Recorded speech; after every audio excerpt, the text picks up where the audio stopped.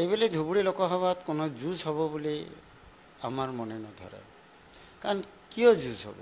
ৰাইজে যেতিয়া একপক্ষীয়ভাৱে এটা পাৰ্টিক ছাপোৰ্ট কৰিছে, এজন প্ৰাৰ্থীক ছাপোৰ্ট কৰিছে, তেতিয়া আৰু যুঁজ হোৱাৰ একো নাই। মই এটা কথাই আপোনাক পোনপটীয়াকৈ কওঁ, এইবেলি কংগ্ৰেছৰ প্ৰাৰ্থী টোটেল মানে পোল ভোটাৰ 50%-ৰ ওপৰত পাব, আৰু বাকী গোটেইবিলাক মিলি লেছ দেন 50% পাব। আপুনি এইটো কাউণ্টিঙৰ সময়ত দেখা পাব।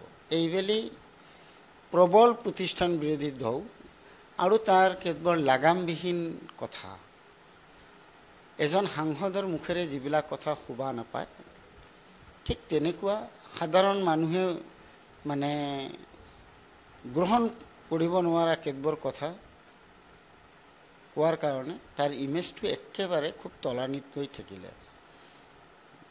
আমিও ভবা নাছিলোঁ মৌলানা বদৰুদ্দিন আজমল চাহাবৰ জনপ্ৰিয়তাটো একেবাৰে ইমান সোনকালে ইমান তললৈ নামিব বুলি। আচৰিত যেন লাগিছে মোকো। আৰু সকলোতকৈ ডাঙৰ কথা, মই এটা কথা আপোনাক জনাওঁ, সেইটো হ'ল এইবেলি মানুহে এটা বস্তু সিদ্ধান্ত লৈছে যে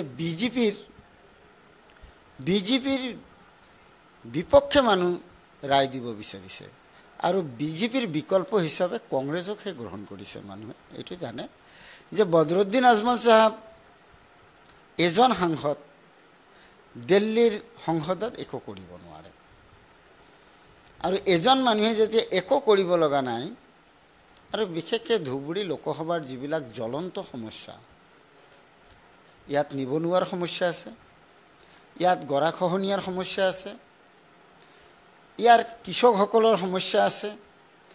আমাৰ ভৌগোলিকভাৱে এইখন লোকসভা বহুত একটা বেকৱাৰ্ড পজিশ্যনত আছে। এইবিলাক লৈ বৈজ্ঞানিক দৃষ্টিভংগীত আমাৰ এই লোকসভা অঞ্চলটো কেনেকৈ আগুৱাই যাব, ভৱিষ্যত প্ৰজন্ম কেনেকৈ অহা দিনত লাভৱান হ'ব, এইবিলাকৰ কোনো সুনিৰ্দিষ্ট পৰিকল্পনা বদৰুদ্দিন আজমল চাহাবৰ শ্ৰুতলিপিত নাছিলে। শিক্ষিত সমাজ, মুছলমান সমাজ আৰু সংখ্যাগুৰু সমাজো এইটো বস্তু বুজি পালে। আৰু এটা দুটা বছৰ নহয়, 15টা বছৰ হ'ল, মানুহে ভবামতে একো নহ'ল। আৰু বিশেষকৈ আপোনালোকে জানে, যিহেতু এইখন লোকসভা অঞ্চল সংখ্যালঘু সম্প্ৰদায়ৰ মানুহ অলমষ্ট 80%। সংখ্যালঘু মানুহৰ হকে যেতিয়া কথা নক'ব, যেতিয়া য'ত বিজেপিৰ চিফ মিনিষ্টাৰ, কেবিনেট মন্ত্ৰীয়ে মুছলমান সম্প্ৰদায়ক বা সংখ্যালঘু সম্প্ৰদায়ক বেয়া বেয়া ভাষাৰে থৰকাচুটি হেৰুৱাই দিয়ে, তেতিয়া যেতিয়া প্ৰতিবাদ নকৰিব, তেতিয়া নিশ্চিতভাৱে স্বাভাৱিকভাৱে সেইজন ব্যক্তিৰ জনপ্ৰিয়তা কমাটো এটা স্বাভাৱিক ব্যাপাৰ। ঠিক তেনেকুৱাই ঘটনাটো ঘটিছে। সেইকাৰণে ভবাতকৈ বেছি তাৰ জনপ্ৰিয়তা হ্ৰাস পাইছে। আৰু এটা বস্তু মানুহে সকলোৱে চাইছে যে এইজন ব্যক্তি শাৰীৰিকভাৱে আজিৰ দিনত দিল্লীৰ মছনদত গৈ ধুবুৰী লোকসভাৰ মানুহৰ হকে ফাইট কৰিব লগা পজিশ্যনত আজিৰ দিনত নাই। সামগ্ৰিকভাৱে এইবিলাক গোটেইবিলাক কাৰণ তাৰ আজিৰ দিনত বিপৰ্যয়ৰ কাৰক হৈ থিয় দিছে। লগতে আৰু এটা বস্তু মই ক'ম, যদি পোষ্টমৰ্টেম কৰিবলৈ যাওঁ, তাৰ যিবিলাক ঘনিষ্ঠ কৰ্মকৰ্তা যোৱা দিনবোৰত তাক যিটো পজিশ্যন হৈ আছিলে, ARDF দলৰ যিটো মানুহৰ যে ARDF দলৰ প্ৰতি যিটো মানে মোহভংগ হৈছে, সেইখিনি তথ্য হয়তো বা সময়ত বদৰুদ্দিন আজমল চাহাবক নিদিয়া কাৰণে, অকল পলাৰাইজেশ্যনৰ জৰিয়তে অহা দিনত জিকিব বুলি এটা ইহঁতৰ আইডিয়া কৰাৰ কাৰণে আজিৰ দিনত এনেকুৱা এটা অকাট পজিশ্যনত বদৰুদ্দিন আজমল গৈছে, আৰু এইবেলি তাৰ হাৰাটো সুনিশ্চিত হয়। ধুবুৰী ফুলবাৰী ব্ৰিজৰ কথা যদি আপোনালোকে কয়, তেনেহ'লে মই এইখিনিয়ে ক'ম। মই যিখিনি জানো, 2008 চনত যেতিয়া তৰুণ গগৈৰ চৰকাৰ চলি আছিলে আৰু মেঘালয়ত মুকুল চাংমাৰ চৰকাৰ চলি আছিলে, সেই সময়তে 4 লেন আৰু ধুবুৰী ফুলবাৰী ব্ৰিজৰ DPR তৈয়াৰী হৈছিলে। বদৰুদ্দিন আজমল এইটো মানে নিজে পাব্লিচিটি এটা ল'ব খুজিছে, যিটো আচলতে বাস্তৱসন্মত নহয়। ইয়াৰ কোনো তেনেকুৱা তথ্য দিব নোৱাৰিব যে এইজন ব্যক্তি এই ধুবুৰী ফুলবাৰী ব্ৰিজ সি লৈ আহিলে। কাৰণ 2009 চনতহে মৌলানা বদৰুদ্দিন আজমল চাহাব প্ৰথমবাৰৰ কাৰণে সাংসদ হৈছিলে। তো সেইকাৰণে মই কৈছোঁ, এইবিলাক মানুহক আভুৱা ভৰা কথাৰে যোৱা দিনবোৰত মানুহৰ মন জয় কৰিব পাৰিছে। এইবেলি এই প্ৰযুক্তিবিদ্যাৰ যুগত মানুহে যেতিয়া 4G 5G স্মাৰ্টফোনৰ জৰিয়তে গোটেইখিনি গুগলৰ জৰিয়তে পাই থাকে, এতিয়া আৰু এইবিলাক কথা কাকো বিশ্বাস নিয়াব নোৱাৰে। আৰু এটা কথা, মুছলমান সমাজ সম্পৰ্কে যিবোৰ অকাট মন্তব্য কৰিছিলে, মই আৰম্ভ যদি কৰোঁ, প্ৰথম কোৰবানী ঈদৰ কথা। সেই সময়ত মৌলানা বদৰুদ্দিন আজমল চাহাবে যেনেকুৱা কথা কৈছিলে, সেইটো মুছলমান ধৰ্মপ্ৰাণ ৰাইজে বেয়া পাইছে। তাৰপিছত মুছলমানৰ ছোৱালীক হিমন্ত বিশ্ব শৰ্মাক লৈ যাব দিছে। মুছলমানে কি ঠিকা লৈ আছে নেকি বদৰুদ্দিন আজমলক, যে মুছলমানৰ ছোৱালী হিমন্ত বিশ্ব শৰ্মাক বদৰুদ্দিন আজমলে দিব আৰু সকলোৱে মানি ল'ব? লগতে মুছলমান নাৰী সম্পৰ্কে যিবিলাক মন্তব্য বিজেপিয়ে কৰে, বিজেপিৰ কৰ্মকৰ্তা বা বিজেপিৰ কেবিনেট মন্ত্ৰীয়ে কৰে, ঠিক একেটা সুৰতে তেনেকুৱা কথা মৌলানা বদৰুদ্দিন আজমল কোৱাৰ কাৰণে মিলি যায়। বিজেপি আৰু AIUDFৰ কৰ্মকৰ্তাৰ কথা মিলি যায়। যেতিয়া মৌলানা বদৰুদ্দিন আজমলে মুছলমান মহিলাক তুচ্ছ তাচ্ছিল্য কৰে, মুছলমান ল'ৰা নেকি মুছলমান গাভৰু ছোৱালীক চালে ৰক্ত গৰম হৈ যায়, মুছলমান সম্প্ৰদায়ৰ ল'ৰা ছোৱালীয়ে চোৰ ডকায়, এইবিলাক বস্তু ভাল দিশত লোৱা নাই।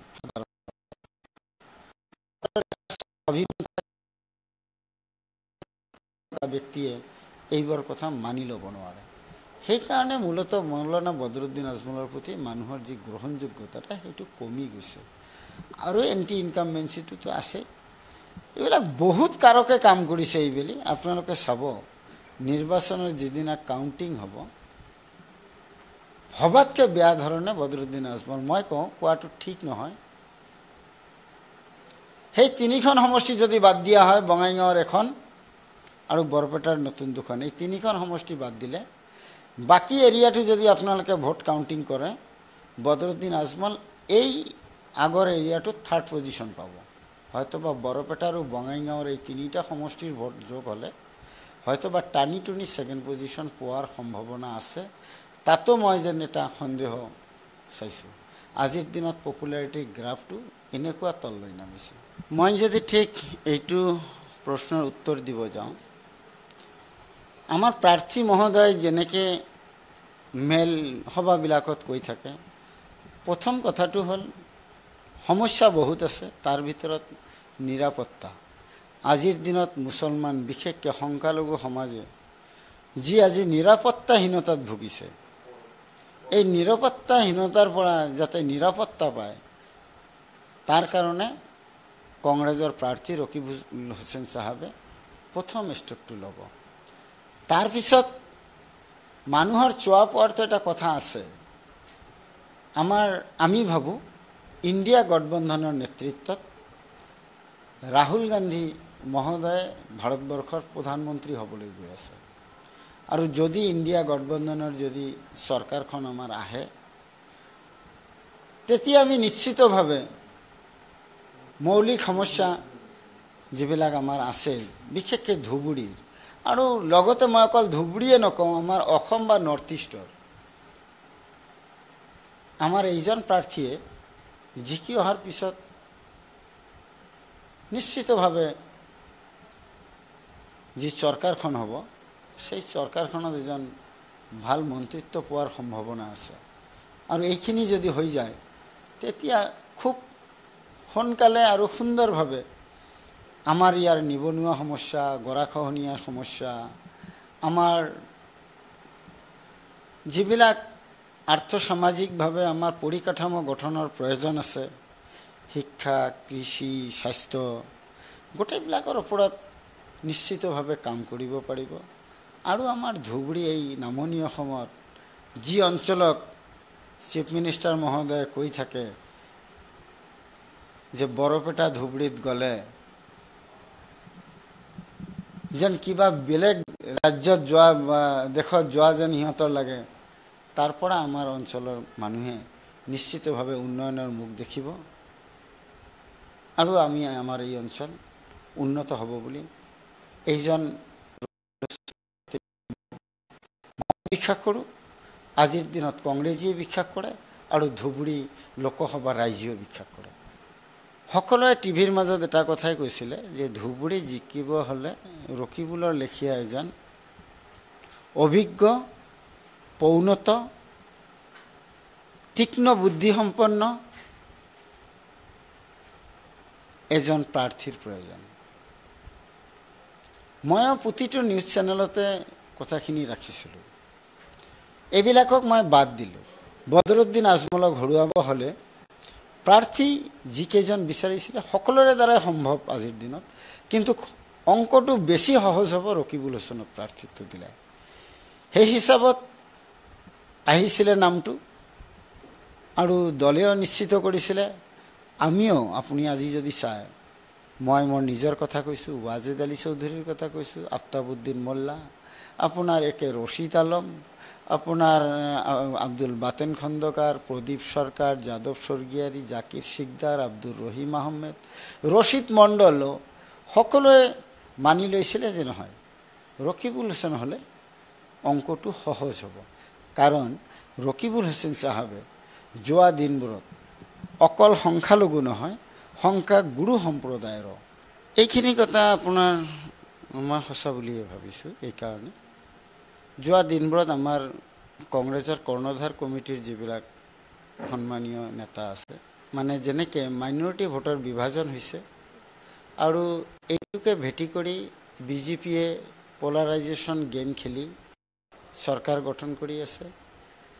যদি IUDFৰ পতন সুনিশ্চিত হয়, তেতিয়া বিজেপিৰ এই ধৰ্মীয় মেৰুকৰণ ৰাজনীতিটোৰ অৱসান ঘটিব আৰু লগে লগে কংগ্ৰেছৰ প্ৰতি মানুহৰ গ্ৰহণযোগ্যতাটা আৰু বাঢ়িব। বিশেষকৈ সংখ্যালঘু সম্প্ৰদায়টো আছেই, সংখ্যাগুৰু সম্প্ৰদায়ৰ যি এটা কম মানে পাৰ্চেণ্টেজত আমি কমি আছিলোঁ, সেইখিনিও আমাৰ ভৰাট হ'ব আৰু আমাৰ, মই ভাবোঁ 2026 চনত আমি একেবাৰে, মই ভাবোঁ এবছলুট মেজৰিটিৰে আমি চৰকাৰ গঠন কৰিব পাৰিম। সেইকাৰণে মই আপোনাৰ এই প্ৰশ্নটো মই মানি লৈছোঁ যে আপুনি সঁচা পৰ্যবেক্ষণ কৰিছে। যোৱা বছৰ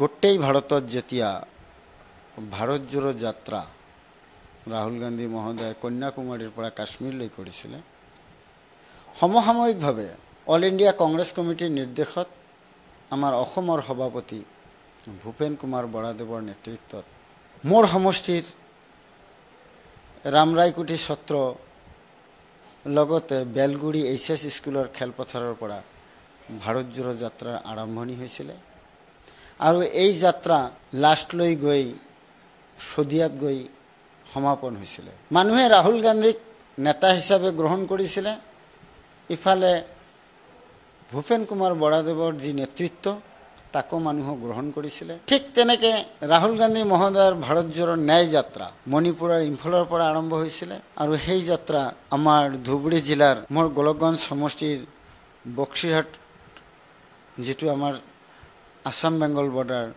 তাত গৈ অসমৰ শেষ হৈছিলে আৰু ৱেষ্ট বেংগলৰ অধীৰ ৰঞ্জন চৌধুৰীয়ে তাত আৰম্ভণি অনুষ্ঠানত আঁকোৱালি লৈছিলে, ৱেলকাম জনাইছিলে।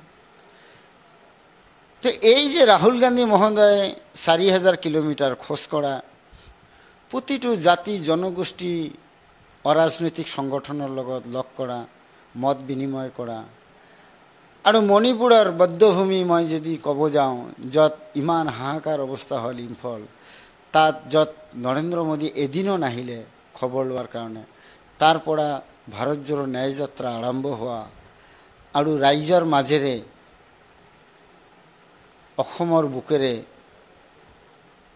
অসম শেষ কৰি পশ্চিমবংগত লৈ যোৱা আৰু এই যাত্ৰাই লাষ্ট লৈ মুম্বাইলৈ গৈ যদি কৰিলে, মানুহৰ মাজত, মানুহৰ মনত এটা আঁচ টানিছে। সেইকাৰণে জনপ্ৰিয়তাটো বাঢ়ি গৈছে, মানুহৰ মানে মানুহে কংগ্ৰেছক আঁকোৱালি লৈছে, গ্ৰহণযোগ্যতাটো বাঢ়িছে। তাৰ সুফল আজিৰ দিনত মই ভাবোঁ ধুবুৰীত যি মাহল পৰিৱৰ্তন হৈছে, ৰাহুল গান্ধীয়েও আৰু বিশেষকৈ প্ৰিয়ংকা গান্ধীৰ প্ৰতি মানুহৰ এটা ক্ৰেজ আছে, এইটো আজিৰ দিনত কংগ্ৰেছ প্ৰাৰ্থী জয় কৰাত সহায়ক হৈছে।